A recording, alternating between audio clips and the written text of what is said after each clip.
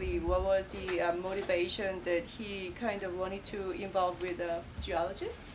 Because he's a psychologist, right? I think that's something that he also will talk, so that how this interdisciplinary research really started. And I think some of you maybe wanted to know about that process as well. So let me just briefly introduce Thomas Shipley.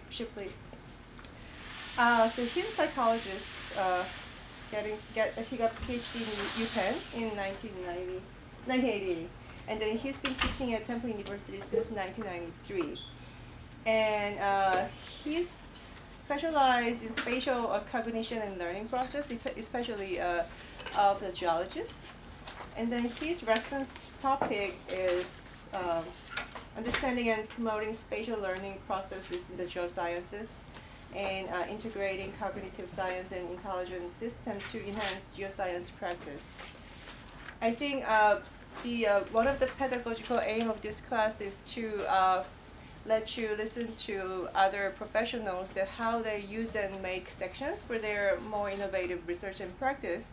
So I think today Thomas is really gonna talk about how geologists kind of use their cross-sectional thinking for their practice, and also how they educate students to think about more spatially from the two-dimensional information. And I think the landscape architect students and professionals also always try to find out some right place between the imagination and precision whenever they deal with sections. So I think today his cognitive approach really maybe help you to think kind of beyond the box of the landscape architecture. Okay, so should I start?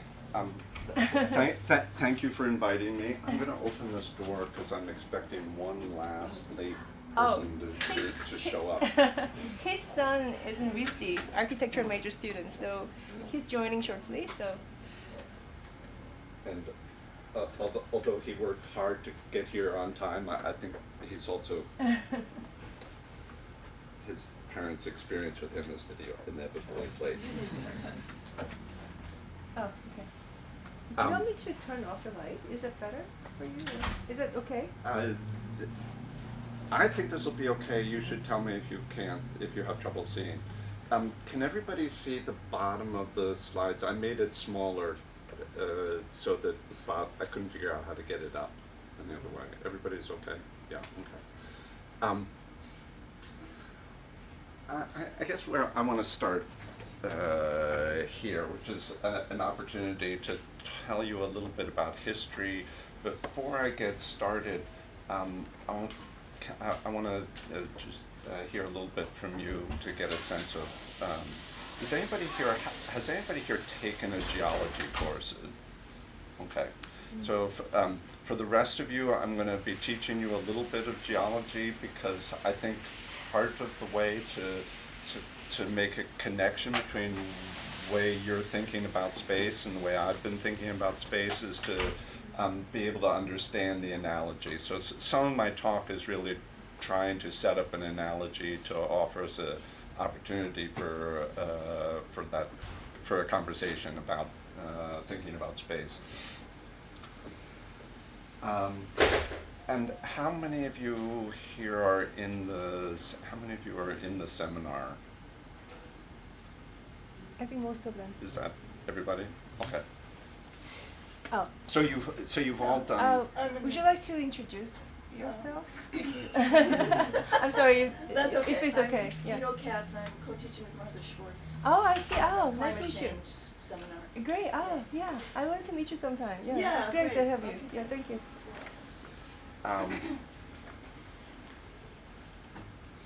So the, Sorry. this slide illustrates the way I've started to think about the relationship between what I've been working on as a psychologist and what the geologists have been working on in their attempts to understand the world.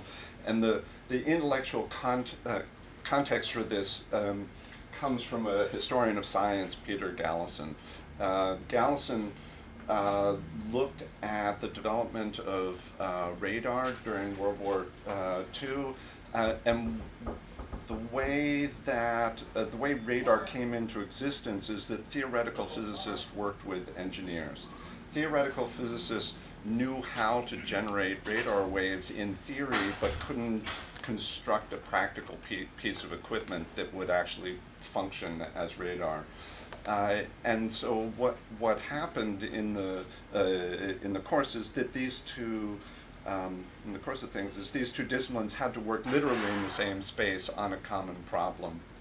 And a consequence was that the engineers required the theoreticians to improve their theory, because inevitably they would encounter an area where the theory turned out to be imprecise. It turned out not to be sufficiently well specified to actually tell the engineers what they needed to build.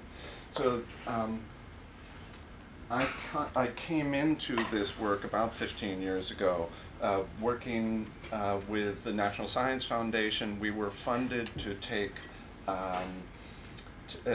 our knowledge about the way people think about space and apply it to science education. So we started by applying psychology and the psychology of spatial reasoning to science education, and the science we happened to start with was geology. So we came in thinking, here we are, we know something about how people think, how people learn, and we're going to help the geologists teach students so that students will learn geology better. And I would say the story of this research is only partially that arrow. That when we started, we immediately realized the psychology was not sufficiently well specified to actually understand a lot of what the geologists were doing. And the first few years of this was geology actually teaching the psychologists something. So what I'm going to try and illustrate here is really this cycle, where understanding comes from an interdisciplinary interaction between what's effectively a social science and a natural science. So understanding something about the mind combined with a deep understanding of the world yields new insights in both domains. These are the geologists over here who I've been working with, who have taught me geology over the years, slowly and gently, and putting up with a fair amount of my intellectual hubris at the beginning, and as well as education researchers. So a lot of what I do, as mentioned in the introduction, is to work on science education. I think of science education and science practice basically as a broad case of learning. And so I'm interested in learning children from across the lifespan, from children as first encounters with the physical world to the undergraduate who is learning something about science, to the practicing expert as they're trying to understand the world. All of them are using their mind, and in each case there's an opportunity to understand how the mind works, but also to understand how to facilitate learning. So I want to start by going back to one of the very earliest studies. We did this because it wasn't completely clear that geology was, if you wanted to understand how people think about space, it wasn't completely clear that geology was the best place to start. And so what we did was we surveyed scientists and about their spatial skills. So we had two different types of questions. We had questions about spatial skills that involved objects and spatial skills that involved navigation. Should I close the door?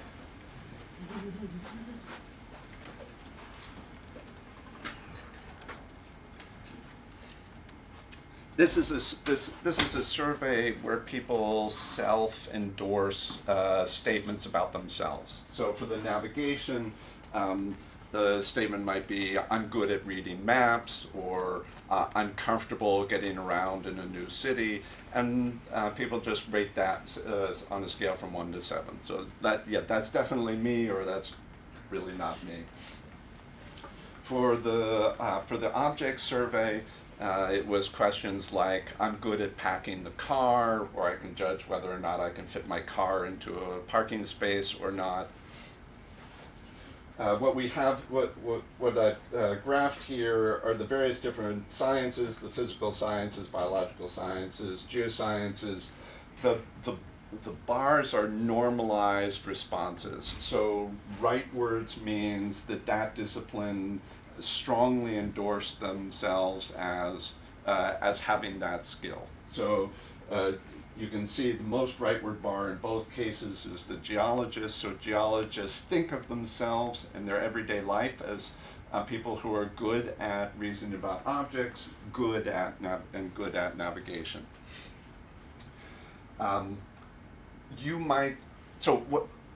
One thing you might think is, okay, so geologists are in fact the right people to be studying when you're studying spatial thinking, because they really do a lot of spatial thinking. An alternative hypothesis is geologists just have fat heads. They think very highly of themselves. And so what we did, I don't have the data here, but we also asked them about verbal skills. So the same sort of questions that you self-endorse. I'm good at doing crossword puzzles, or I like to play word games. Geologists most emphatically do not self-endorse having high verbal skills. In fact, they're quite leftward on that scale. Another thing I wanted to point out here is I want you to notice where the psychologists fall on these bars. So this is the science that has been tasked with understanding spatial thinking, and that's not a good starting point. And I think one way to understand the history of studying spatial thinking in psychology up until this point has been to recognize that psychologists are not, as a group, particularly good spatial thinkers, and so they had not recognized some of the really complex spatial problems that are encountered in the world. I guess I should say, I've given variations of this talk before. When I'm on a roll, I'll just keep right on going. If I say things that you find confusing, you should just stop me. That's fine. I don't find that insulting. I have spent a lot of time with geologists where I just had to stop them and say, like, could we go back to that word that I know every undergraduate knows, but I don't know what you're talking about. You will, if I start talking about something that you find confusing, there are chances are that it may be important, and it would be good to pause there. I also know that you've been encouraged to think of questions for me, and that we have a time for those questions explicitly, but I would be fine if it makes more sense to ask the question while I've got a particular slide or topic in front of me. All right, so the majority of my work has been on this domain, on geologists thinking about objects. I want to start off by telling you about one recent study on navigation. Yeah. I do have one question, because I believe after an hour, but it does have to do with the spatial questionnaire. Because I'm sitting here thinking myself, okay, if I was to devise a spatial questionnaire, how do I relate what I think? And those two definitions of spatial, whatever you call it, perception or whatever, to me are almost like the lowest down in the ladder for me of what I would think of as spatial, what I experience, the way that I think about space. Yeah, exactly. Yes. So so one thing to recognize is we want to be able to give this questionnaire to lots of people, where there would be a range of skill, and they would all recognize the problem. So like, yeah, I know there are puzzles, and I love jigsaw puzzles. Or no, I know there are jigsaw puzzles. I don't really think I like jigsaw puzzles. So they're intended to be accessible by everybody. That's one point. In order to survey everybody, they were also intended to capture, exactly as you said, some of the basic spatial problems that people encounter in everyday life. The problems, I'm fascinated by the problems that experts encounter, and part of what I'm going to be doing is trying to show you some of the problems that geologists encounter and talk you through them to the point where you sort of understand them. I'm hoping that as part of the conversation, I will hear some of the problems that architects and landscape designers encounter, but it would have been problematic to put those sort of problems onto a questionnaire that was intended for everybody. Does that make sense? Yes. Okay. Yeah, it definitely makes sense.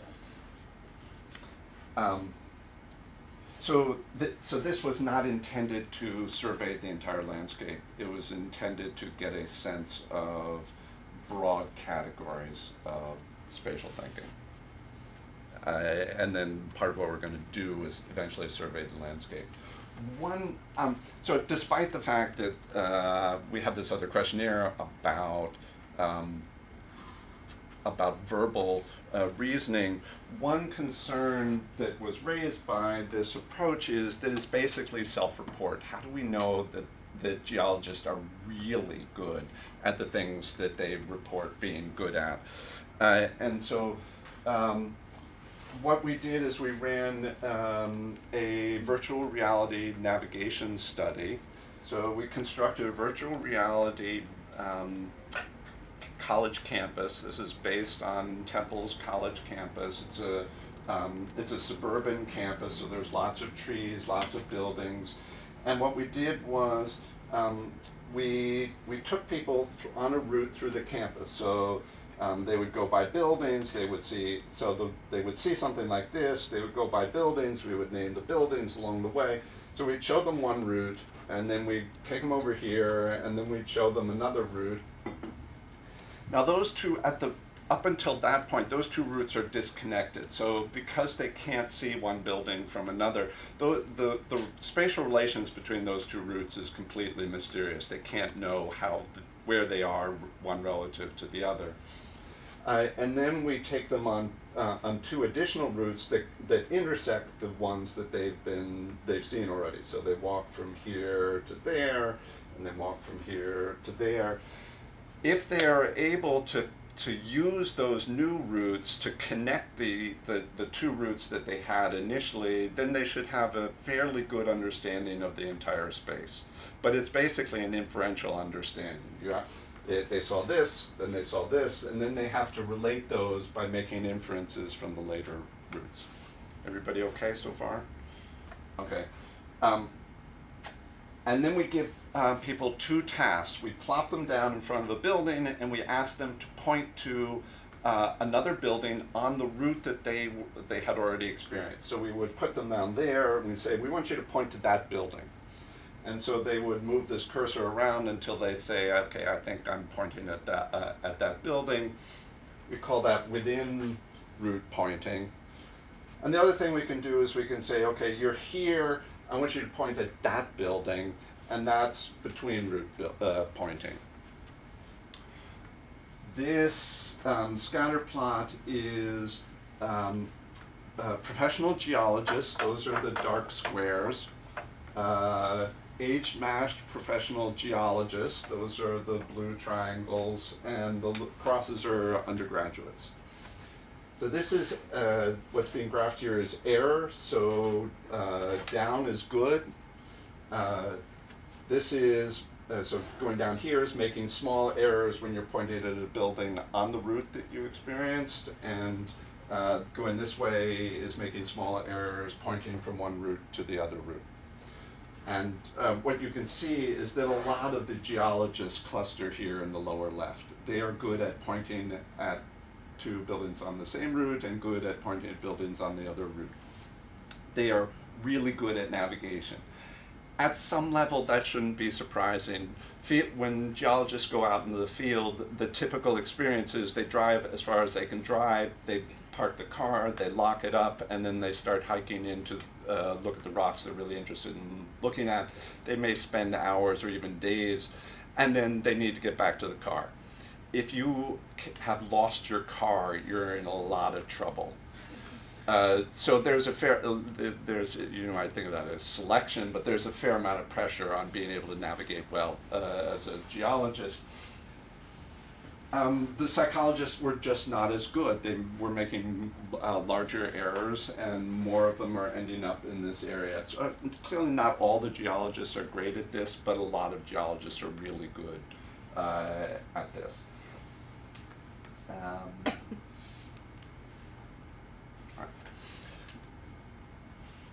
You might ask yourself, well, why are geologists so good? Is it that their experiences in undergraduate and graduate school and then as an assistant professor led to them improving their navigation skills? Or are some people just good at navigation, and if you're good at navigation, then you can become a geologist. And if you're not good at navigation, don't go into geology. And we can't know from this. We can't know from this data. One way to answer that question is to look to see can this pointing skill improve, and does it improve as a function of taking geology-like courses? So this is data from a second study. What we're going to do is we're going to have students do this task before they start taking a course, a spatial course, and then after they take a spatial course. And we're going to compare that data to students taking a non-spatial course. So the spatial course was a GIS course. It's a mapping intensive geographic information science course. Those are the black arrows, and we're comparing them to students in a communications course. Those are the gray arrows. So the arrows are indicating change from when you begin the course to the end of the course. So if the arrow is pointing that way, you've gotten better on within route pointing. If the arrow is pointing that way, you've gotten better on between route pointing. And this blue arrow is the average for the GIS students. So on average, the GIS students are getting better on this task. So this is so they are just spending a lot of time thinking about maps, and the consequence of thinking about maps is that they are better at virtual reality navigation, and that having a course in communication does not improve your navigation skill. So now begins Geology 101 really fast. The nature of geology as a science is trying to understand why the world looks the way it is. So here we are out in the Badlands. The instructor is looking at this hill and asking students to think, why does this hill look the way it does? And the answer is that long ago in this region of the world, there was some extension. The rock started to pull apart, and this part of the world broke from this part of the world and slid down. So this part of the world used to be up there and isn't anymore, and that color change there is a fault. It's a break in the earth. So geologists are looking at the spatial patterns and trying to understand what has happened that has caused the world to look the way it does. So Tim, I just want to make sure that spatial pattern is something on the surface, like two-dimensional.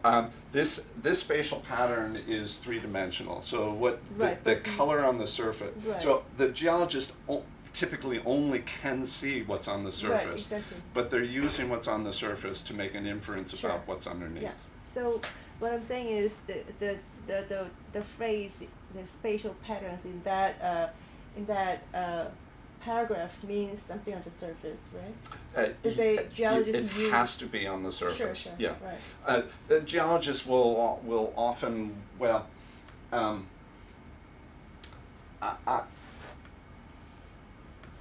let me re-say that.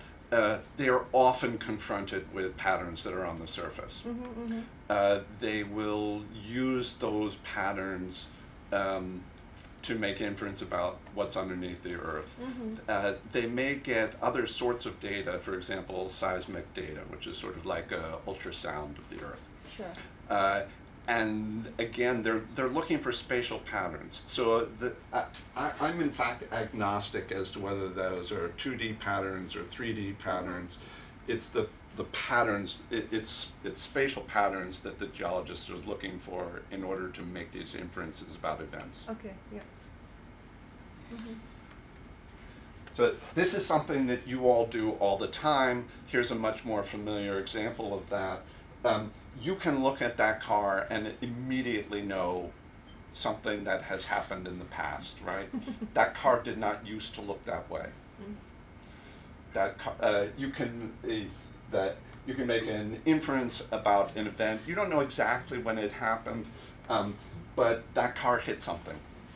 And you can even from the space, so where does that come from? From the spatial pattern here. From understanding something about the physics of materials, such as metal, some familiarity with cars, you can make an inference about the event that happened and possibly the object that this car hit. So you can look at this and make some guesses as to what the shape of that object was. In the same way, you could look at that and recognize that house didn't used to look like that. Something happened. That tree didn't used to be that way. So you can look at the spatial pattern here and make an inference about an event that has happened in the past. You don't necessarily know everything about the event, so was this a hurricane that caused that tree to fall over, or was this somebody went out with an axe and the tree fell in the wrong direction? You don't know. But what you can know is that you can know something about the interaction between those two objects. So geology is like being an accident investigator. What happened to that car? The challenge for the geologist is it's like being an accident investigator for an accident that happened 100 years ago and the car was taken off to the dump and buried. So here is the geologic equivalent of a car crash. You see the folds here? The rock didn't used to look like that. So the rock, when it was formed, is almost inevitably forms as a flat-lying layer. So the rocks were flat. And then there was some shortening of the region. When the rocks shortened, they folded. So these were originally flat. There was some shortening. There was a fold. And then something came along and scraped off the top of these rocks. You can see that the beds truncate here. They didn't used to look like that. We now suspect that it was massive glaciers that did that. And then subsequently, more rocks were deposited on top of that. So the geologist looks at this spatial pattern and can make an inference about the sequence of events that yielded this pattern.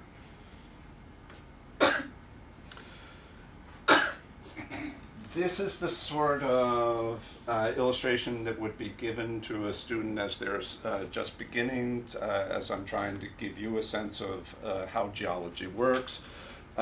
Undergraduates might encounter things that look like this.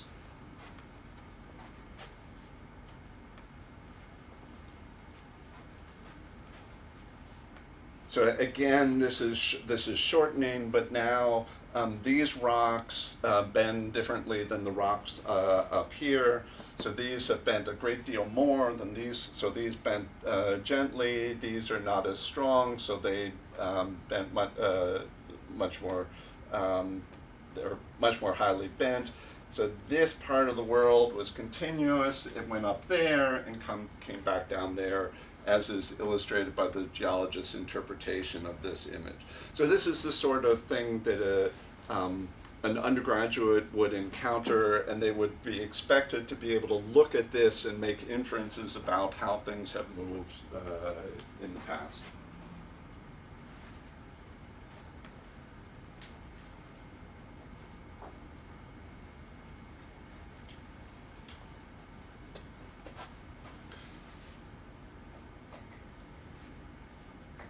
I think this is good as it is.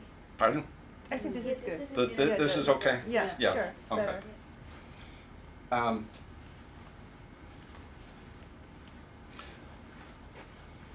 So the first year or so, the geologist would take me out into the field. We'd look at things like this, and the geologist would say, this is how we think about, this is the kind of problems that we think about. What can you tell us? What can I, the psychologist, tell the geologist about how they do that? How can we make it better? What are they doing in their heads? How can we make it better? And I thought to myself, well, we know something about how people simulate events. We have studied a particular type of mental event simulation, mental rotation. So there's been a lot of research on mental rotation. A mental rotation test looks something like this. Here's a form in space. Here are other forms in space. Two of them are the same form, but in a new orientation. Those are the same thing, they've just been rotated in 3 dimensions. So we can give this as a test to people, and we find out things like males are slightly better than females on mental rotation. I show this data because a lot of people know the sort of the bottom line that males are better than females on spatial reasoning. But that blur misses what I think is fairly important about this data, which is that there's a significant overlap. It is true that on average males are a little bit better than females, but it's essentially 2 distributions, one shifted slightly relative to the other. The other bit of the other thing that we know fairly well is that there is age-related decline in mental rotation. So I suspect this is hard to read. It starts out at 14. I suspect most of you are in here in this 20 to 25 range. Like, enjoy it while it lasts. I'm out here, and I can tell you, and geologists who I have worked with will report the same experience. Like, yeah, it's downhill. It's not good. And the changes here are larger than actually the differences between males and females. So I tell the geologists, here's what I know about how humans simulate events, and they say, well, yeah, okay, but rocks don't just rotate. Rocks break and bend, and those aren't rotations. So these are ash layers that have been extended, and when they extended, they broke, and so you can see this part of the world used to be up there. As it extended, this shifted down. And what the geologist told me is, I look at that, and in my mind, I reconstruct it like that. I do that in order to understand what has happened here. And that is not rotation. That's translation. That's some fairly complex translation. And so I asked myself, well, is this the same thing as mental rotation? And the answer was, well, maybe. Maybe mental rotation and this are driven by the same underlying neural processes, or maybe not. We don't know. So let's find out. I want to construct a test of mental unfaulting. So this is a test that doesn't require understanding rocks. I want a test where I actually know the right answer. So we're going to start with a word and we're going to fault it. As you can see, that's relatively easy to do, to think about to shift the pieces. So we've got the word, we cut it, we shift the pieces, as would happen in a fault. And we could ask, what did that word used to be? That's really easy. We needed to make it a little more difficult, so we added in a repeating character. So between each letter of the word, there is the same character. It keeps happening over and over again. And now when you fault it, it gets a little harder. But it's still relatively doable. We are going to test geologists. We want to give them something that is challenging. That's what it looks like when you fault the word 3 times. So that is cut it, shift, cut it, shift, cut it, shift, and you got that. And I'll tell you, when I look at that, that looks like just letter salad to me. I don't see the word. I don't see a word in there immediately, and it feels like a fair amount of work to figure out what that word was. If you're the right answer is it's R-E-D with P in between, so it's R-P-E-P-D. We are going to test geologists to see if they're really good at this, and we're going to compare them to chemists. Why chemists? Because chemistry is a highly spatial science. We know that chemists do well on the mental rotation test. And then we're going to also compare them to English professors. Why English professors? Well, because it's a word game. So we've got these words that have been faulted. So the faulting in those words obeys the spatial logic of geology. We also ran a condition where we used exactly the same pieces here, but we just moved them in random directions. So this is not like anything that actually happens in geology. And then a final condition where it's all the same pieces, but we move them away from a center piece, so the center region, so there's no overlap. And this is what the data looks like. The geologists are much better than everybody else. The geologists love this slide, by the way. You won't be surprised.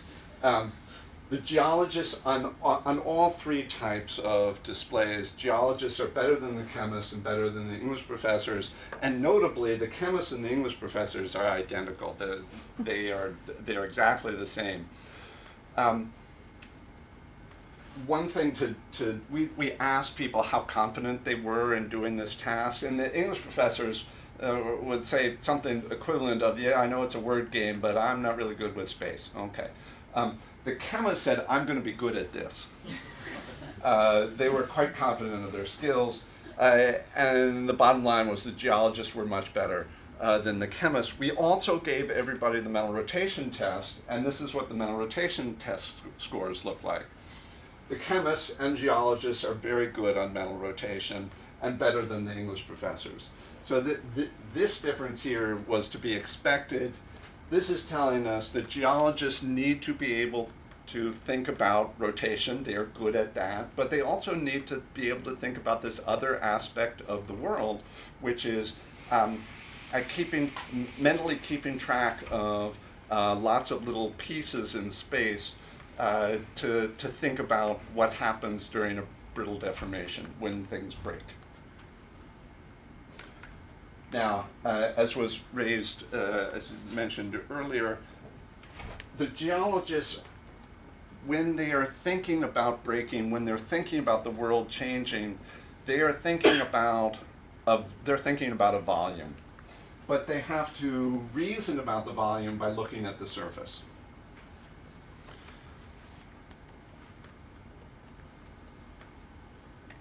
I would,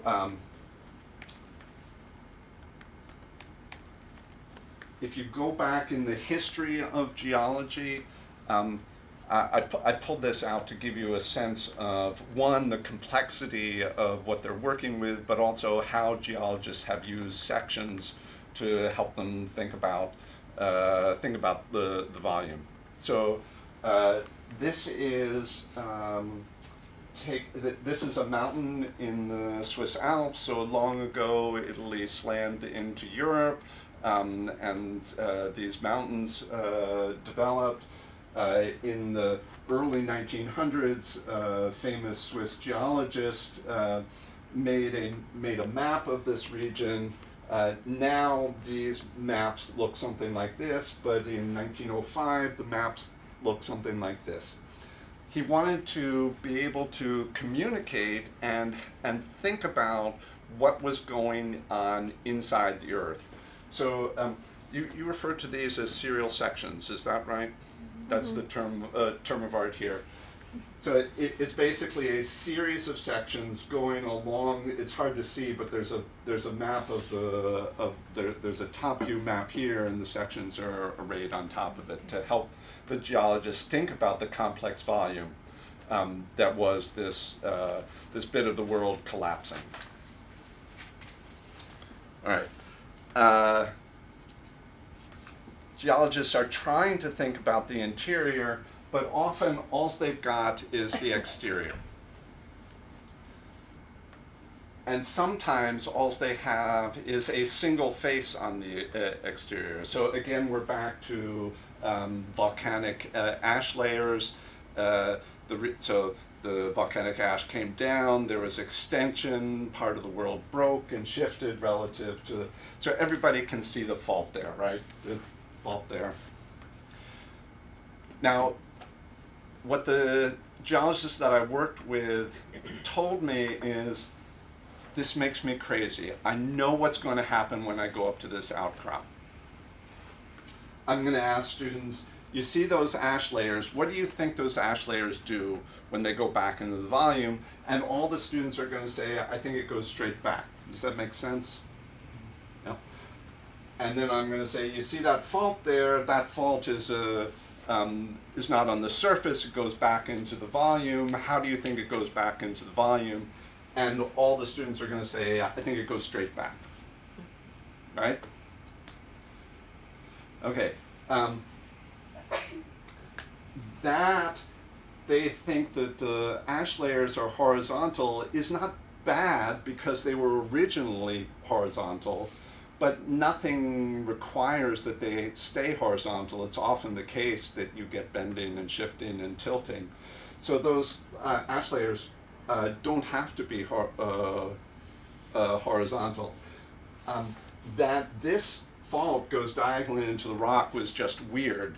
To think that it happened to be the case that whoever came along and built the road here decided they wanted to build the road so it would be perpendicular to the fault that's in the rock. This fault here is a line on a surface. That line represents the intersection of two planes. So you have the plane of the surface and you have the plane of the fault that's going into it. That line doesn't constrain the orientation of that fault at all. It could go in straight, it could go in that way, it could go in that way, and you cannot know by looking at this single surface what the answer is. There are a few of you who are nodding. Does everybody believe me there? Mm-hmm. Yeah, okay. So we asked ourselves, is this phenomenon something that happens with rocks, or does this happen more commonly? And so we took pictures of common familiar objects where people experience a single surface, and we can ask about patterns on that surface and how they extend into the volume. So we can say, we can ask our subjects, you see the cinnamon swirl there, marked by the little red bar. How does that cinnamon swirl go into the bread? How many here think that cinnamon swirl goes in straight? You are all lying. I know you are all lying. You may recognize that you cannot know the answer, right? I have given this talk and I've had people argue with me. Of course it has to go in straight, right? How else would you make cinnamon bread? You put on the dough and you put the cinnamon and you roll it up and you plop it in the pan, and it's got to go straight in because it would be aligned with the size of the pan. You're nodding. That the logic seems not so bad. Notice the assumption is that the dough is completely flat. That seems iffy. That when you roll it up and you put it in the pan, you perfectly align it with the sides of the pan. That also seems iffy. And that when the yeast rises, it rises completely. There's complete conformity in the rise of so there's no anisotropy in the expansion of the yeast. That seems implausible. But the fact of the matter is, it doesn't go in. So I can just cut the bread open and see what happens to that cinnamon, and the cinnamon doesn't go in straight. It goes in at a 45-degree angle. So we collected a whole bunch of objects and we showed a single face. So we have blue cheese and chocolate with almonds and some rocks and bread and onions and fruit and things. The gray bars here are the true orientation of whatever it is. So there's an almond in the chocolate. How does the edge of the almond, how does the surface of the almond go into the chocolate? We cut it open and we measure it. So the gray bars are the true orientation, and we have a whole bunch of things with a range of orientations. The red bars are the human data. The red bars are people look at the picture and they adjust a instrument to say, I think the orientation of that is this, and we take the reading off the instrument. And as you can see, in all of the cases, people thought it went 90 degrees. It went straight into the surface. Now, you might be thinking, well, maybe that's because you got a whole bunch of people and they say all kinds of things. So some say this, some say that, some say this, and it averages out to be 90 degrees. So this is a histogram of the participants' reports. Everybody thinks everything goes straight into a material. And the reason I say you're all lying when you were telling me you didn't think it looked like it went straight in is I think that this is a visual experience. That the geologists know it's a mistake to assume that it goes straight in, and so they have strategies to handle that mistake. But they are themselves, even experts, are prone to this. Why do I think this is perceptual? Well, the first clue is everybody thinks everything goes straight in. That feels to me like that's the human visual system saying, I see the world and it looks a particular way. It's like a visual illusion. We, by the way, asked people for their confidence. People are for these judgments. People are quite confident. We asked them, is it possible that you don't know? And people said, no, it's not possible. I know, it goes straight in. And the correct answer, by the way, is it is unknowable.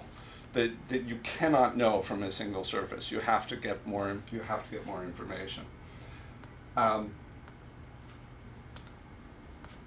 When I tried to convince other psychologists of this argument, they would say, nah, this doesn't feel like I don't think this is perception. I think people are just guessing. People are not guessing. They think they know the answer. But we decided, okay, we need to do something that's convincing, try to convince the psychologists that this is visual. So we take this experience. What does everybody see here? I'll just assert you all see a triangle with something covering it. I can now tell you something about this display. I'm going to remove the occluder, say, look, it's not really a triangle. It's this complex shape. And now I'm going to put the occluder back, and I can ask you two questions. I can ask you, what do you know about this? That is, what do you remember? And you can say, I remember there's an X under that occluder. And I can ask you a different question, which is, what do you see here? And people will say, I see a triangle. I know it is otherwise, but I see a triangle. And so we explain this to our participants, and we show them this. And we say, you see that purple layer? What do you think that purple does when it goes into the volume? And just about everybody says, I think it goes straight down. And then we remove the occluder on the side here, and we say, haha, it doesn't really go straight down. It goes off to the side like that. And then we put the layer back, and we said, you remember that triangle that we showed you where we distinguish between what you can see and what you know? What do you remember? And they all say, I remember it goes off to the side. And now I can ask them, what do you see? Does it look like it goes straight down, or does it look like it goes off to the side? And about 2/3, not everybody, but about 2/3 of the people say, it looks like it goes straight down. I know it's otherwise, but it looks like it's going straight in.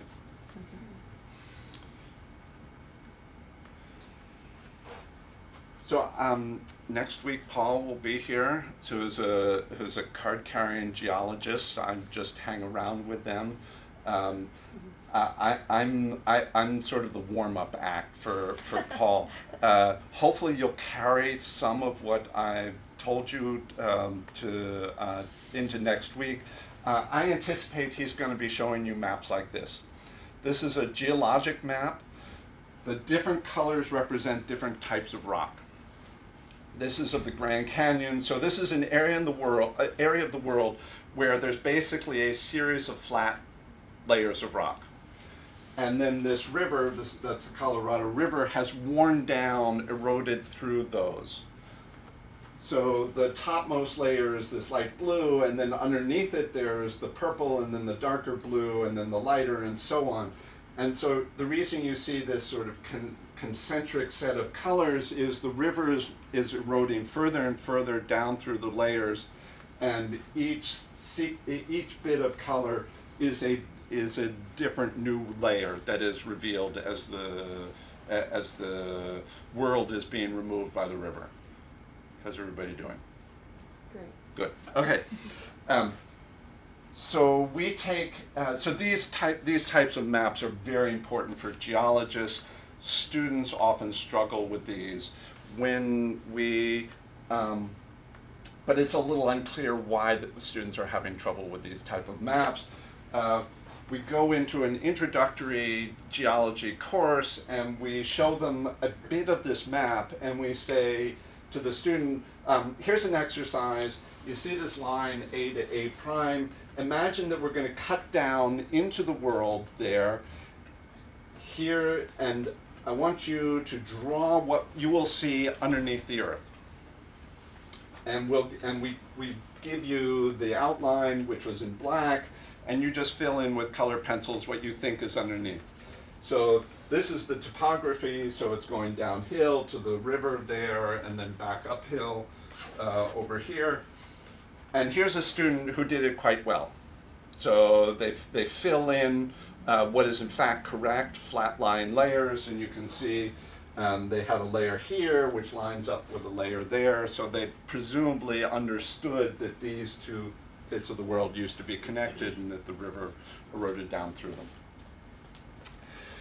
them. That represents less than a quarter of the students.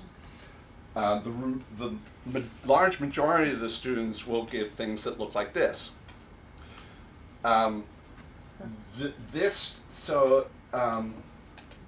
about a quarter of the students who basically think, I have no idea how to do this, and try and fill it in by saying, well, I know that the middle of the earth is hot, and but this student thought they could do it, but the way they thought they could do it is you sort of look at the top, and what you will see under the earth is the same thing that you see up here. So this is basically, you take this and you sort of squish it and you get that. And about a third of the people will give us this.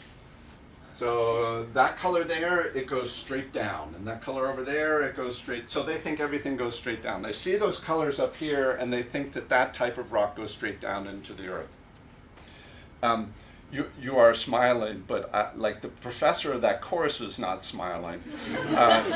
That student is going to have deep difficulty understanding geology if they look at that map and they think this stuff is going straight down. This is a block. So this is another way in which sections are used in geology. This type of diagram is called a block diagram. So it's sections oriented orthogonal to each other. These are constructed as a way to help students visualize the interior volume. So the idea is that you might identify a layer on one side, the corresponding layer on the other side, that layer on this side, and you can mentally interpolate, fill in amongst the sides to imagine what that would look like in the volume. If you look at this side and think that stuff goes straight in, and this side, that stuff goes straight in, and this side, that stuff goes straight in, you are not going to be able to successfully reason about the volume. So this is a problem. This is a problem because about 20% of diagrams, 20% of all diagrams in geology textbooks look like this. If you cannot handle these diagrams, you are not going to be able to learn geology. So one of the things we worked on is trying to figure out how we could improve students' skill in thinking about these diagrams. The first thing we needed to improve the student's skill was some way of knowing whether we had in fact improved student skill. So we constructed a multiple choice test to see how good you are at reasoning about volumes. The test looks something like this. Here's a block diagram. I'm going to cut it where there's that parallelogram. And what will you see on that cut face? Will it be that, or that? The answer is that one. We give them a range of problems, relatively easy problems and much more difficult problems. So you guys want to play and think for a while? Is this the sort of thing that you guys do for fun? Yeah, all right, well, I'll let you see if you can.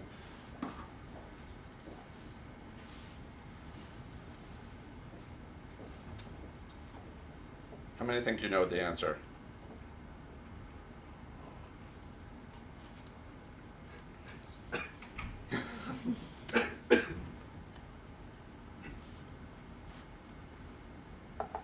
Yeah. B. I vote B too. Everybody okay? Anybody want to argue?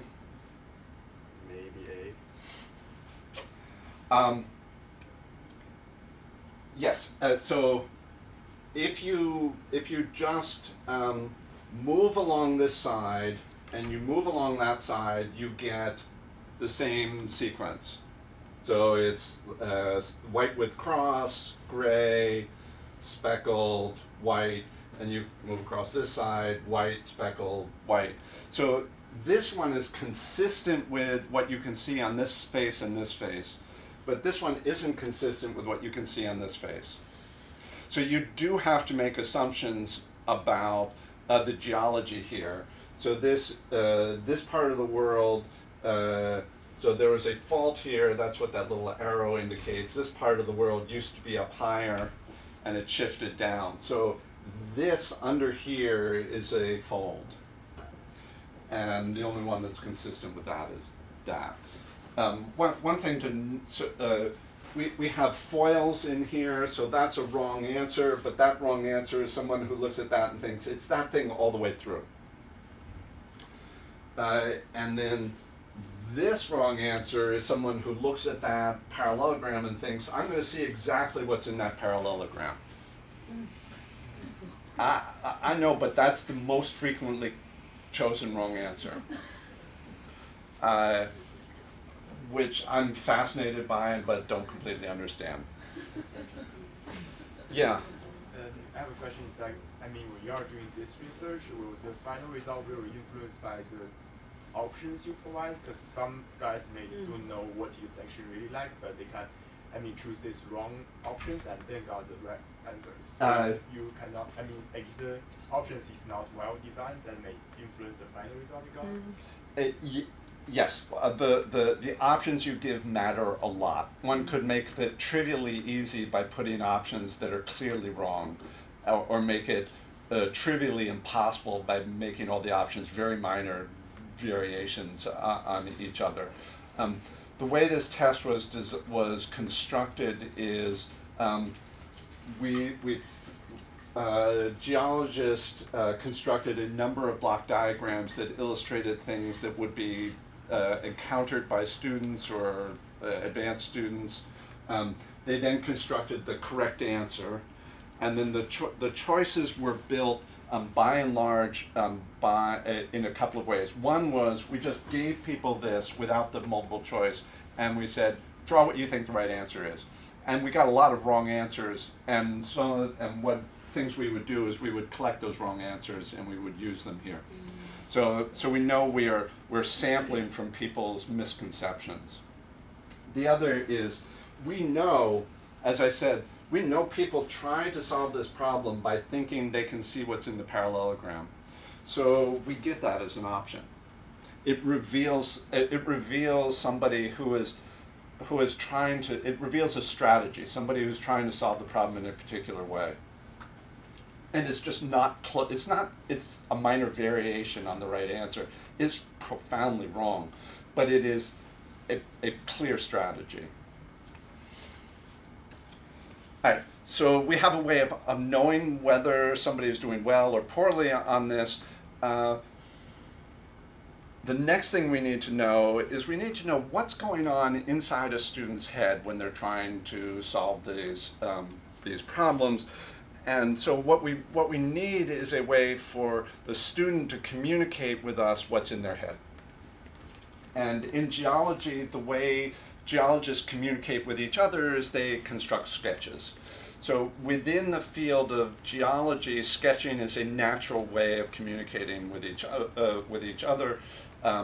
Parenthetically, I'm a big fan of sketching to think. So when we talk about landscape design and practice, I'm an advocate of sketching to help people think.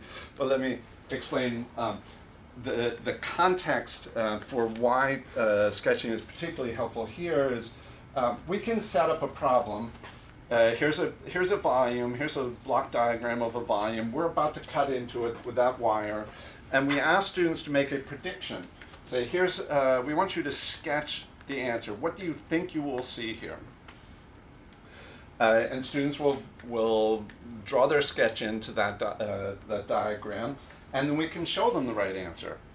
So this is an opportunity, the sketch is an opportunity for us to get what's inside the student's head out into the world. And then we can compare allow the student to compare what's in their head to the world. So they make a sketch, they compare it to the right answer, we show them what their sketch should have looked like, and then we say, okay, we're going to cut that, we're going to do a cut again. What do you think? And then make a new sketch, and we do that a whole bunch of times. So for a variety of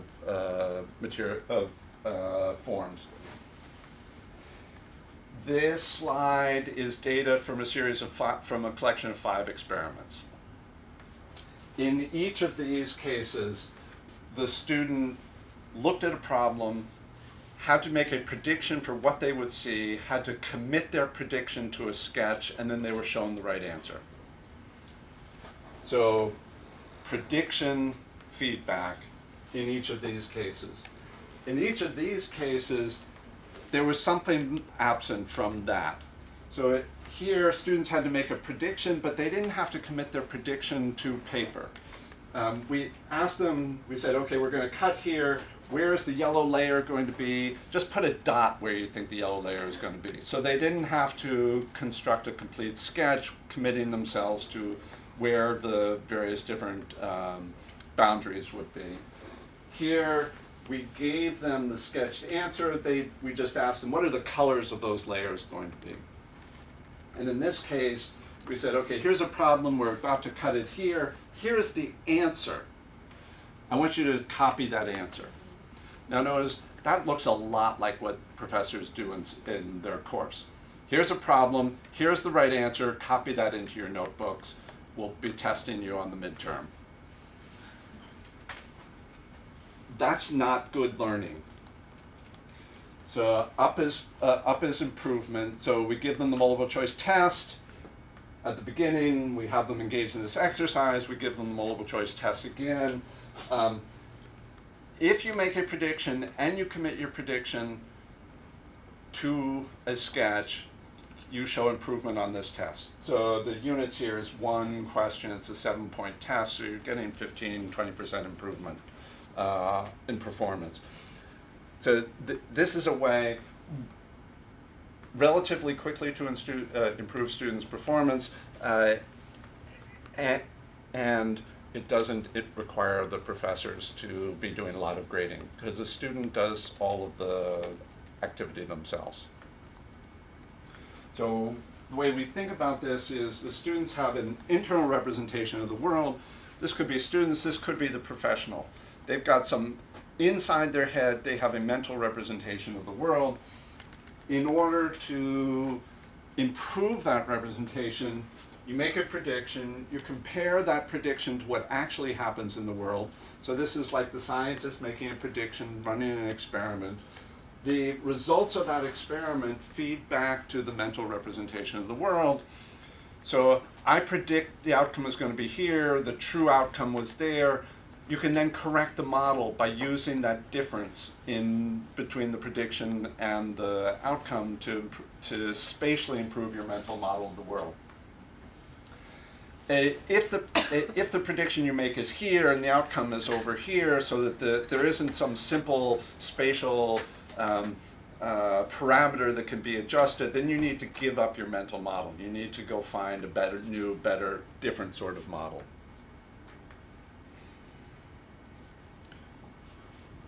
So what I'm going to do for a couple of minutes is take you through applications of this idea of make a prediction, give feedback that can improve performance on students' understanding of scale, for students' understanding of scale. Spatial scale is important in geology. So this is from a field trip I took with geologists to Australia. That geologist was interested in the history of the Earth, what happened to the Earth 3.5 billion years ago. There are very few rocks left on the Earth that are that old. 3.5 billion years ago, a very large meteorite hit the Earth, and glass, so vaporized the rock and glass came down everywhere. That layer right there is little tiny glass beads that were the result of that meteorite strike. That outcrop exists within an outcrop, which exists within a landscape, so you can see the vest right there. The geologists, as they think about geologic relationships, need to keep multiple spatial scales in mind as they reason, and they need to keep multiple temporal scales in mind. This is the geologic time scale, so the age of the Earth is 4.6 billion years. Geologists will introduce students to this time scale. There's something a little funny about this time scale. This is recent history from 0 to 66 million years ago. This is slightly more distant, 66 million to 252 million. Further still, 252 to 512 million, and then 512 to 4.3 billion years. You'll notice there's something a little funny about this time scale. It's sort of logarithmic, but it's not really logarithmic. So if students are struggling just to understand the nature of the temporal scale of Earth, presenting them with a time scale like this is potentially problematic. And in fact, when you ask beginning students a relatively simple question, when did dinosaurs appear? A lot of students, about half of the students will say, I think dinosaurs were about then. That's 2.5 billion years ago. That's when single-cell organisms first started showing up in Earth's history. Dinosaurs were much closer to about then. But what was probably going on in their heads is, let's see, dinosaurs were really long ago. 4.6 is really big number. Dinosaurs were somewhere here.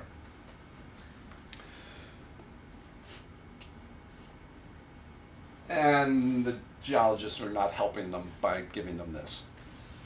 Although there's sound reasons for scientific reasons for constructing the timescale this way. So what we did was, when an instructor was teaching students, they decided they were going to try to help students understand the linear nature of time and how big it was. And so when they were giving a lecture, they would say, okay, we're now about to start, now going to start to talk about the Ordovician and the Cambrian, but before we begin, I want you to use your clickers. This is in the days where clickers had 4 buttons, A, B, C, or D. When there was the transition from the Precambrian to the Cambrian, where was that? Was it A, B, C, or D?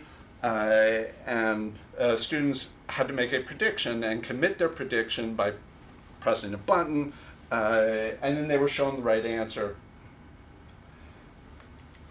We measured students' skill in just being able to put numbers onto a number line. So here is a 4.6 billion number line, 0 to 4.6 billion. Where do you think 230 million goes? If you have, before you get this intervention with the clickers, you make big errors. You're pretty good if the numbers here are millions, so we are just changing the name.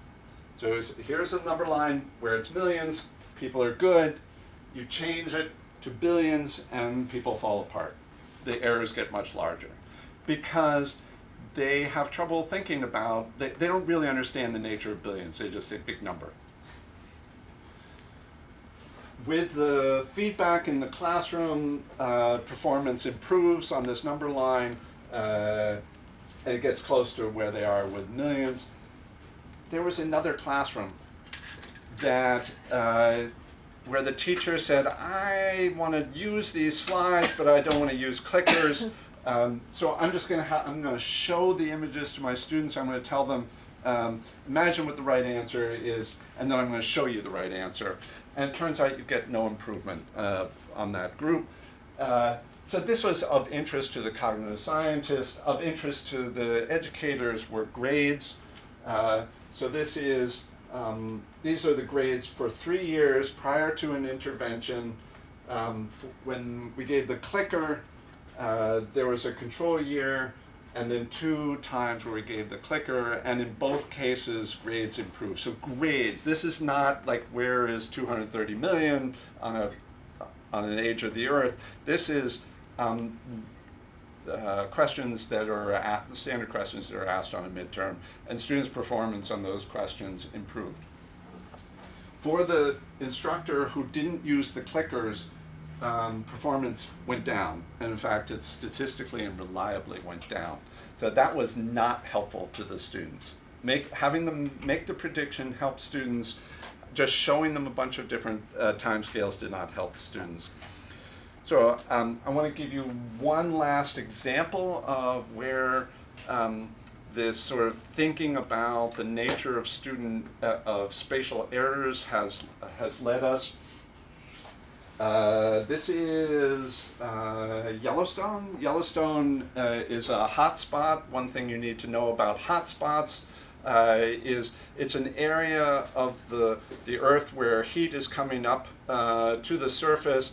The hotspot doesn't move. The plate, in this case the North American plate, is moving over the hotspot. So this is where the hotspot was long ago. This is where it is right now. And we said to students, we asked students to make a prediction. Imagine that the plate started moving north. Where would the next caldera be? Where would you start seeing hot springs? And then students, we gave this with a picture. We gave this in a way where students could use the web and they could just click on the answer. And most of the students thought that was the answer. But remember, the hot spot is going to stay where, the hot spot is not going to move, the plate's going to move north. That's not the right answer. The right answer is down here. So and we didn't expect this. We just thought, let's give a problem, let's see what happens. And what we've discovered is it not that students are guessing. Students think they know the answer, and it's wrong. So what's been revealed is that students are having trouble coordinating frames of reference here, which turns out, and we hadn't recognized this up until this point, is likely to be important for learning geology. So now I'm winding down. The geologists ask, why does the world look the way it does? And my experience tells me that students often think the world just is. They don't think there's an explanation for why this slope looks this way. There's an explanation for why this valley looks this way. There's an explanation for why those rocks look the way they do. That in each case, one can look at spatial patterns in the world and have some idea of what caused those spatial patterns. So you see the spatial patterns in that rock. Those spatial patterns occur because those used to be sand dunes. And then that sand became rock, and this is then what's left behind. So in preparing for this, in preparing for coming to meet with you, I've been thinking about the potential analogy. That is, what are the analogies between geology and architecture in landscape design? They're both clearly spatial disciplines. I'm excited by the opportunity that was afforded me by combining a social science and a natural science. The opportunity for the natural science is clearly the most important tool that the geologist uses is their mind. And psychologists have something to say about that. But that mind evolved in a world that it obeys certain physics, has certain properties, and the geologist can tell me a lot about that world. So it can tell me something about how the mind is, the sort of problems the mind is likely designed to work with. It seems to me that architects have the same sort of set of opportunities. So the architect has to deal with the physical world. The physics of the world constrain what they do, but they also deal with the social world, and the social world is likely to constrain some of what they do. So there's an opportunity there's an opportunity to understand the mind of the architect, but also the architect is presumably informed by understanding some of the natural and social sciences.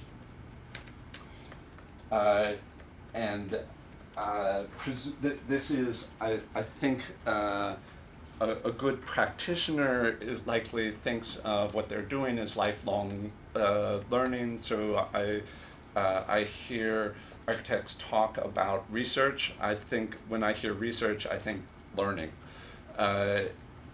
It's not research that looks like the research I'm familiar with, where I hand out surveys and get, but it's still research in the sense of asking, I wonder what happens if, and then finding out in some way.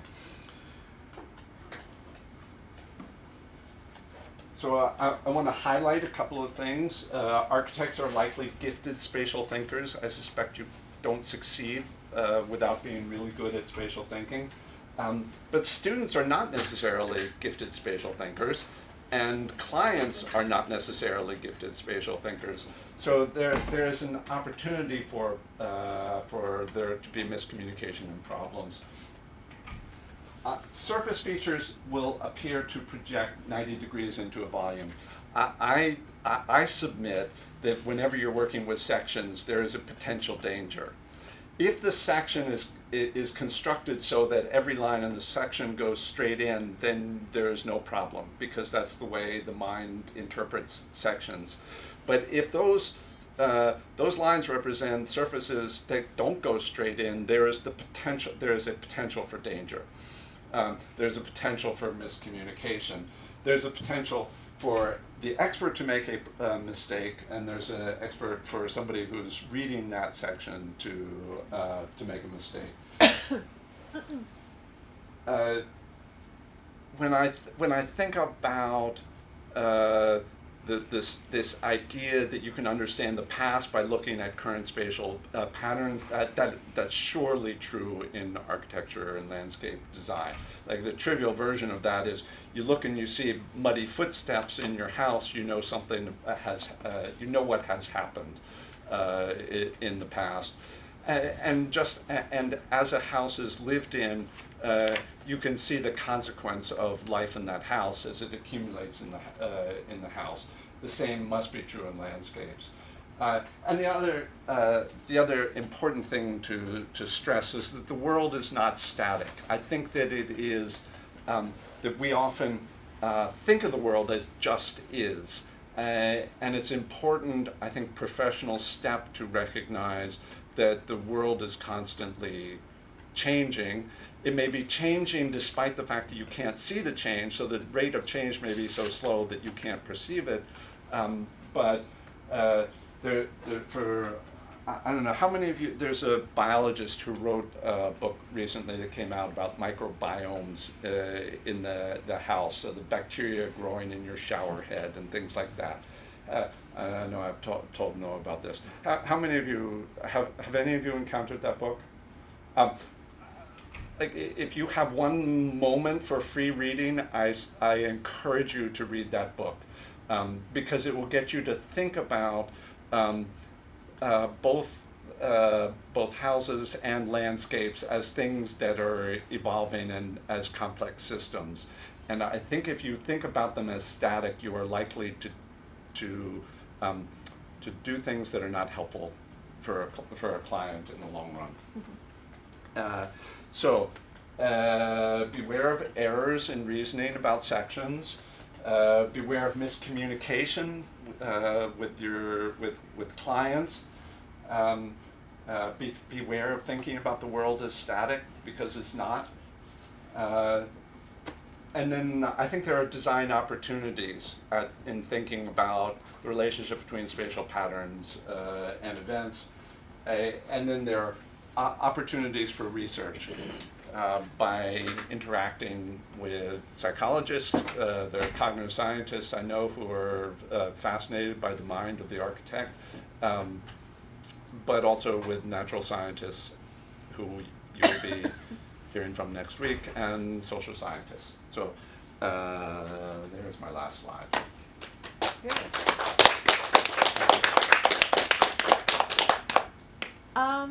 Shall we try and get the lights on? Shall we have like a 5-minute biological break, and then get back for further discussion and Q&A and the presentation? Right. I heard it's more politically correct to call it a biological Break. Yeah. For some reason I cannot access the device. Oh, really? Yeah, I don't know the campus. Well, Oh, you could okay, come. maybe I can. Okay, I see. We've been invited to lunch afterwards, and then we can take an Uber to Back Bay, or is what is Hi. my schedule? Nice to meet you. The prior. So the idea of a prior Right, is right. is the probability that you would Right. expect given a particular Sure. context, a Mhm. particular situation. Mhm. So as I said, I think that that's a defensible way to construct a section. I also think it is the way that is expected. People Mhm. expect definite lines, and if you're working with CAD programs, the CAD programs don't allow you to say, I'm not really sure here. You have to have a Right. line, and so you have to have a defense for why you chose a particular line. I think that the better answer is one that comes only with sketching, which is there is uncertainty here. It's in the nature of the beast. I cannot, that is unknowable down there. I can know it's not outside of this envelope, but within some envelope, I don't know what it could be. And being able to convey that in a way that is accessible and clear would be, I think, the goal. Having rationales. Yeah. And then I think you can use your design decision when you prioritize that alternatives between what you can think of, right? That's I think this design decision. Right? Yes. Great. So I'll open up to you for more questions and. I know you were supposed to all have come up with one question. Who wants to go first? I know Noah. He has an observation. If it's okay, we'll start, and you all can see what a ferocious response I give if you ask a question. Yeah, so not so much a question as much as an observation. So I'm an architecture student, third year at RISD undergrad, and I was struck listening to this by some of the cardinal sins I may have committed, as someone beginning architecture and trying to represent space in understandable ways. I just remembered my final critique of first semester design principles, in which I made a sort of blobby, curvy building and then cut a section through it, and was told by one of the critics that the section might be correct, but it didn't look like my building at all. And I was sort of mystified because I had the model right there, I had the drawing, and I was like, well, what do you mean it doesn't look like it? I did it right.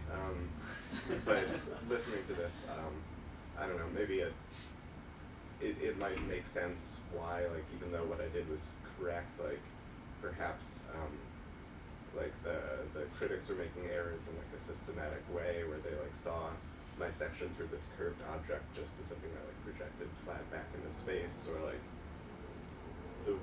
I don't know, through some lack of skill. Yeah, completely understandable. And I suspect telling the critics that they were wrong in their interpretation of, their visual system was telling them the wrong thing would not have gone over so well. But it illustrates a point that geologists know, as a practice, geologists know they are prone to making this mistake. Now you all know that you are prone to making this mistake. And geologists have a strategy. So when they encounter a single face and they see something going into it, they know, I can't stop now. I have to go looking for another face to see how that thing goes in. So despite what my visual system is telling me, I need a strategy to go do other things. And so I think one thing I hope you hear is, if you are constructing a section where the line in the section represents a surface that is not going 90 degrees in, you need to be careful. You need to somehow support the interpretation that doesn't go straight in. So multiple serial sections is one way of doing that.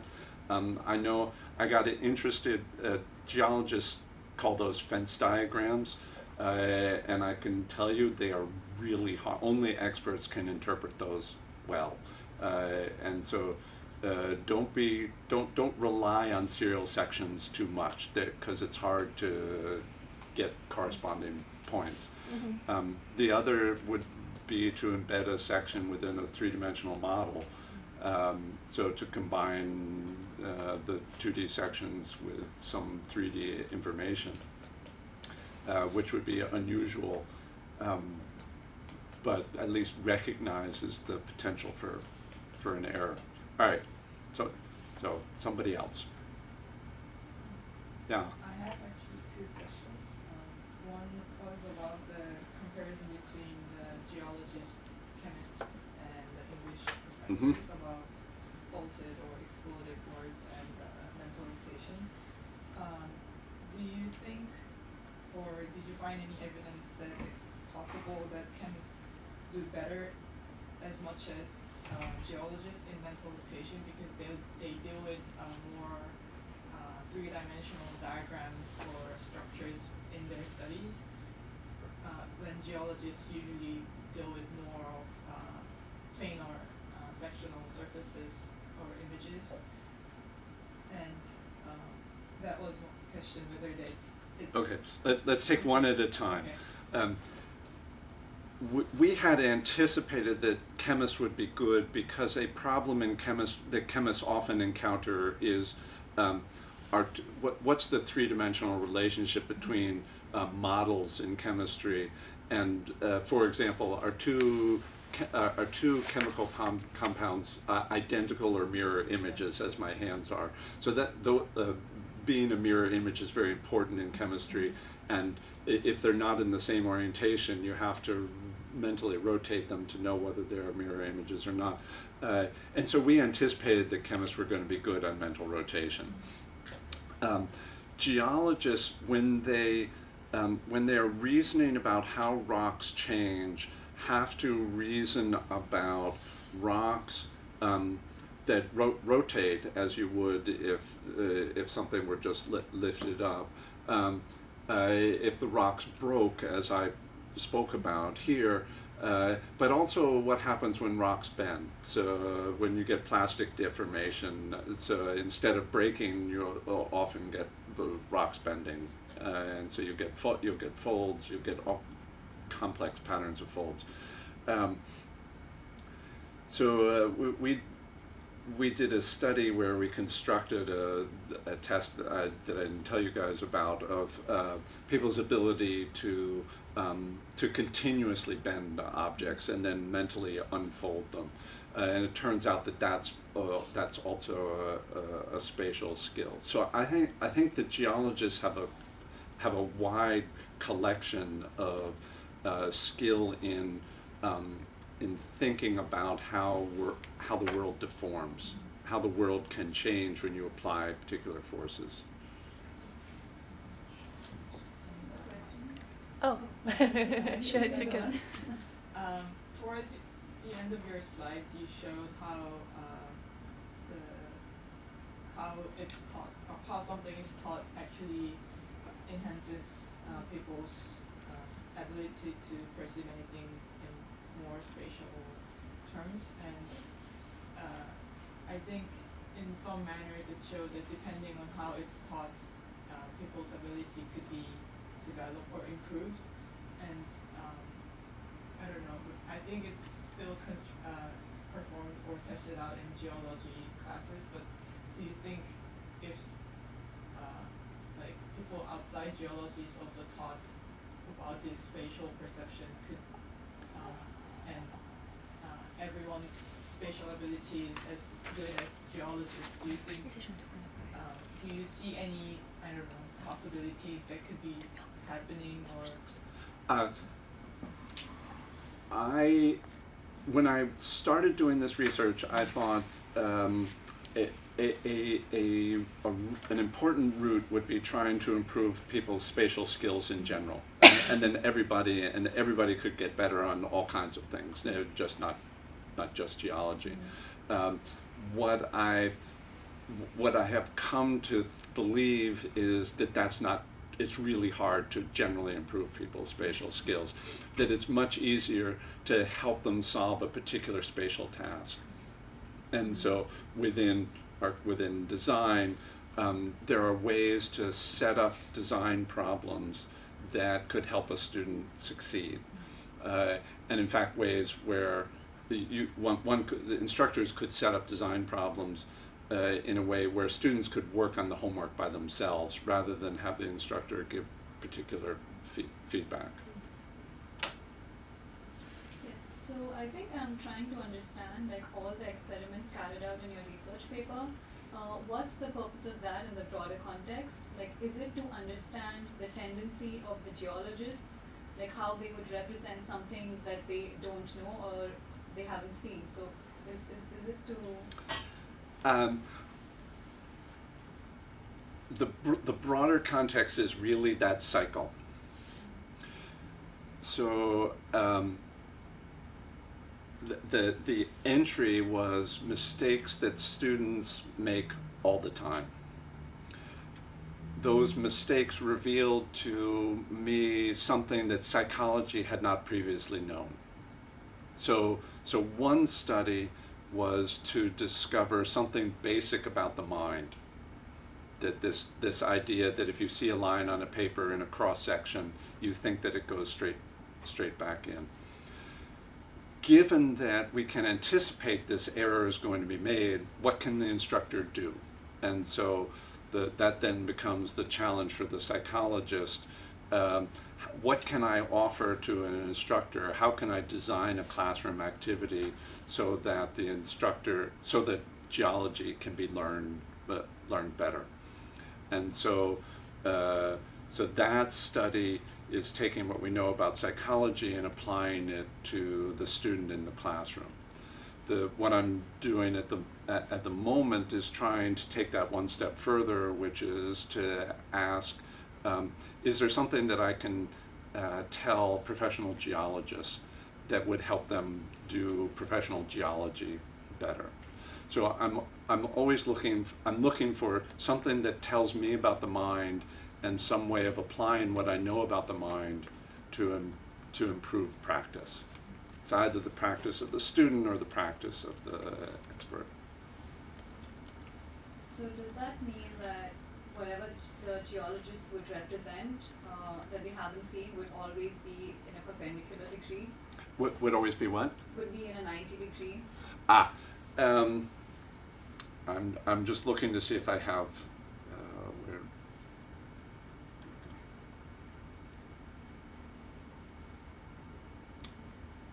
Yeah.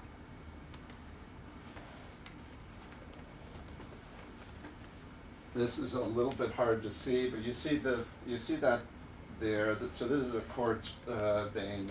Or another dike, and you see how this one is bending that way, and this one is bending this way. And right across here, you see this one has moved this way, and this one has moved that way. Yeah? That doesn't make any sense from the perspective of a fault, right? If you just looked at that, you would say, oh, here's a fault, and the world has moved that way. And if you look up here, you'd say, oh, there's a fault, and the world has moved that way. The world cannot have moved this way here and that way there, right? And the world didn't. What happened was that this actually moved in 3 dimensions, and that's why you see that pattern that looks like it has moved in one direction, moved in the other direction.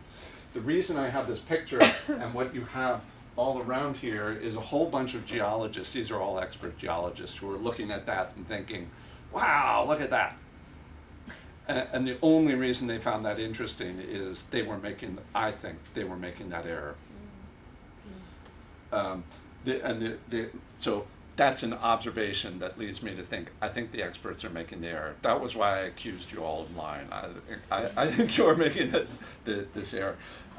The other piece of evidence I have is there isn't good wood here.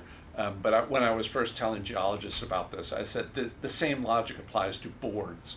So if you look at the grain in wood, you can make some inferences about how the grain goes down into the board, but you can't be completely certain. And the geologists that I was talking to all said, "Oh yeah, that's right."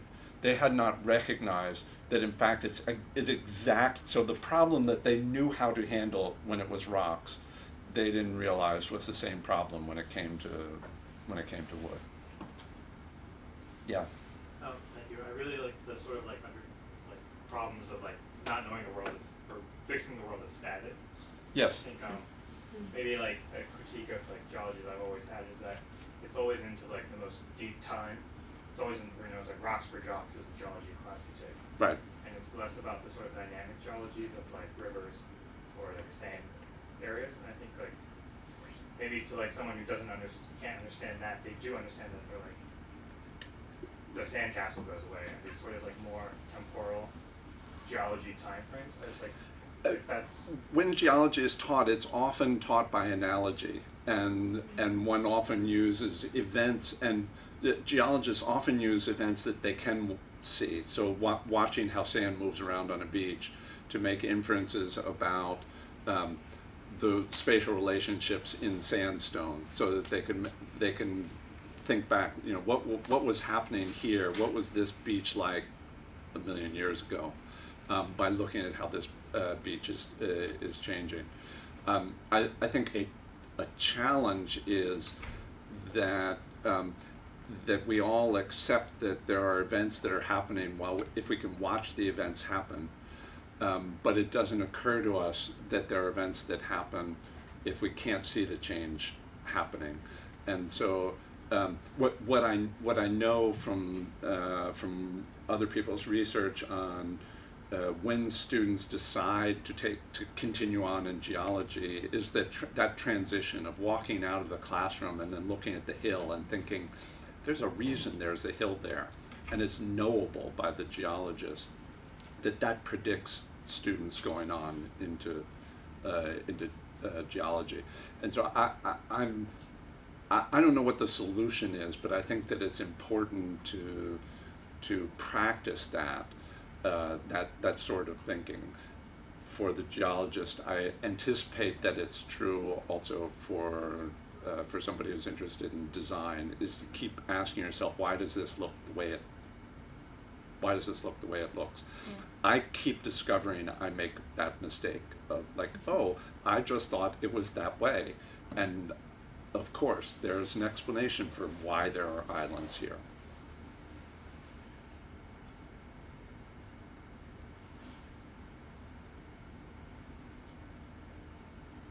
I think we only have like 2 students presenting today, so I think we can spend some more time for a Q&A if you have more questions.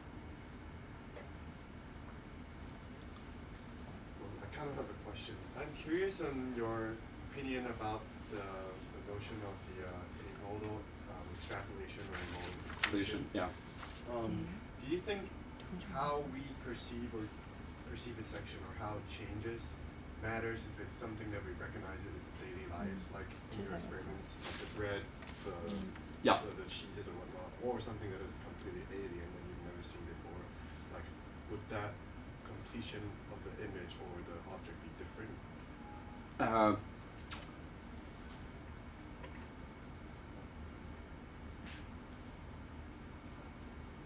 And what's struggling is for 2 answers to come out at exactly the same time. So let me try and give you both of them.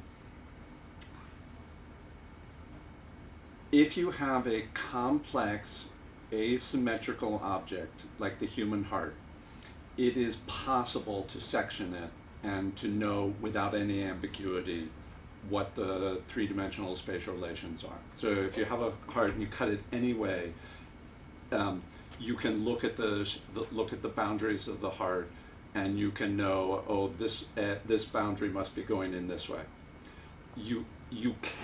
So it's mathematically possible. You have to know the shape of the heart in order to do that, and it has to be asymmetric. If it's symmetric, you can't do that. So if it's a cylinder and I cut it on an oblique, that's like cutting a log. And you might be able to imagine, if I make that cut, what I'll see is sort of V shapes, yeah. But that doesn't mean if I see that V shape that it must be going in that way, because the cut could have been from the other face, in which case it's going in that way. So the nature of the shape, so it is in principle knowable if you know the shape, and the shape has certain mathematical properties. Some things that you are familiar with are asymmetric and therefore in principle inferable, and some things that you think about are highly symmetric, and like no amount of knowledge is going to solve the problem for you. So that's the mathematical answer. So you notice I prefaced all of that by in principle. I think that my best guess is, and I just haven't tested this, my best guess is, as the heart surgeon, that they can't do that. not if you give them an unfamiliar orientation to the heart. That I think this is a low-level visual phenomenon, which means you have no conscious access to it. In the same way, like you can't help but see what color that is, and the best you can hope to do is to know, I got this problem. My visual system has got this problem, and I need to do something when I construct sections. You're Jonathan, right? Yes. So in 2 weeks we're gonna have MD coming for a talk. So maybe you can ask same question to him, how he navigate the human body. I mean, he's not heart surgeon, but that would be really interesting to listen to different opinion maybe for the same question. Thank you. Great. Yeah. Questions. So,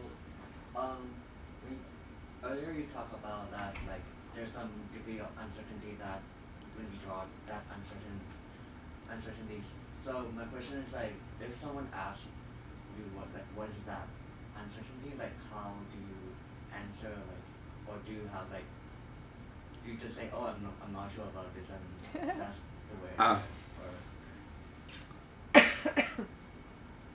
Well, where my mind went is into geology. So of course, in my own science, there is uncertainty about my interpretation of my results. But let's talk about the geologist. There are two types of uncertainty that the geologists encounter. One is one might think of as sort of parametric uncertainty. You're confident a line goes in this direction, and then the further you get out on this line, the less confident you are. So it could be sort of the wider the envelope of where that line could continue. And that's relatively easy, I think, to think about, and moderately easy to convey. We haven't really figured out great ways, but one could imagine ways of doing it that sort of that somehow you're waving your hand within the envelope of uncertainty.